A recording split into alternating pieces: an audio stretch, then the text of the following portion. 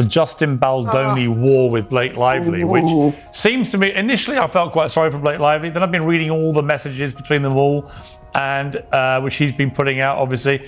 And it just seems like a pair of absolute weapons-grade narcissists now spray gunning each other with as much dirt as they can possibly do. Wrested his movie away from him and decided to try to hurt him with petty, made-up, out-of-context complaints. It's insane. What are you talking about? She genuinely is not aware of how insane she sounds. Stylist, I'm the costume designer on Gossip Girl, but anyone who works with me, I love it. It's like drinking through a fire hose. You're like, wow, I come in and I'm like, this is what we're gonna do. But it's just because I really I find that fashion is storytelling. It's a way to message so much more than you can with words. Sometimes it's a silent way to message things. So the way that I come into a character is always through the fashion and through the costumes.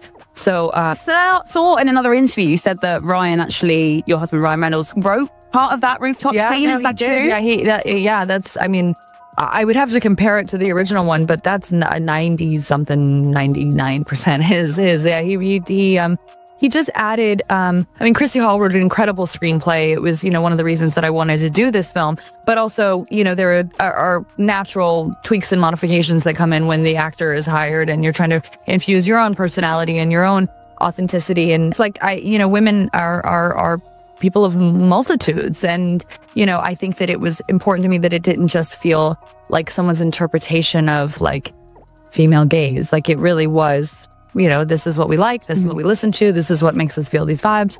And we had an incredible music supervisor, Season Kent, and one of our editors, Shane Reed, who, fun fact, he was my editor on Taylor's music video that I directed.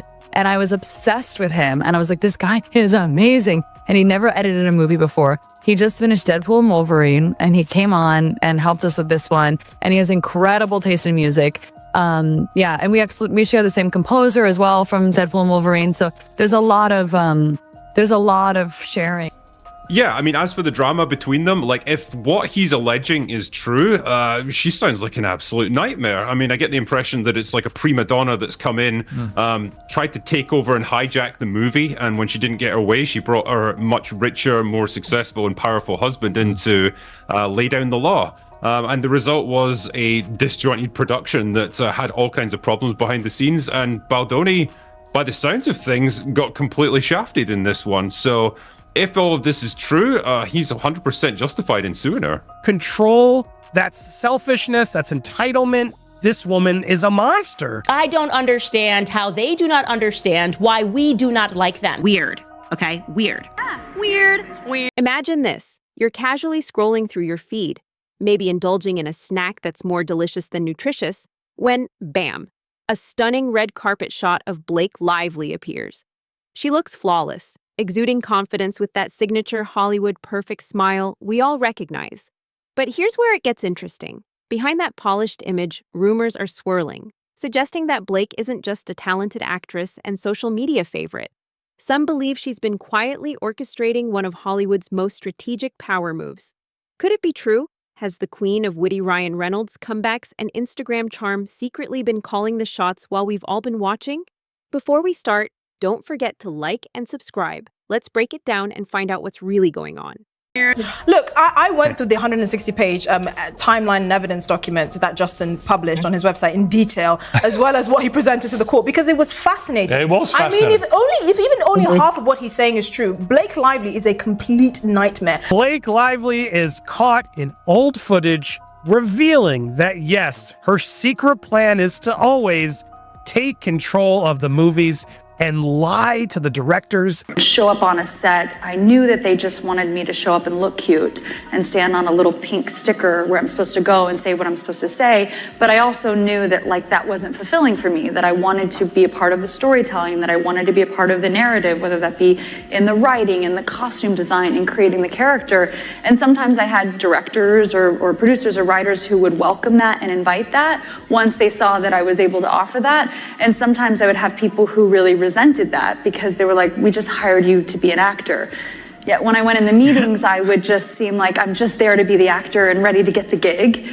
I wouldn't reveal that I actually need to have authorship in order to feel you're trying to assert yourself into something that we didn't hire you to do. You're basically saying you're a liar. You misrepresent who you are. Maybe that has something to do with why you're now being sued for promissory fraud. Blake Lively may think they have the upper hand. Sources say she has no idea what's coming regarding her battle with Justin Baldoni.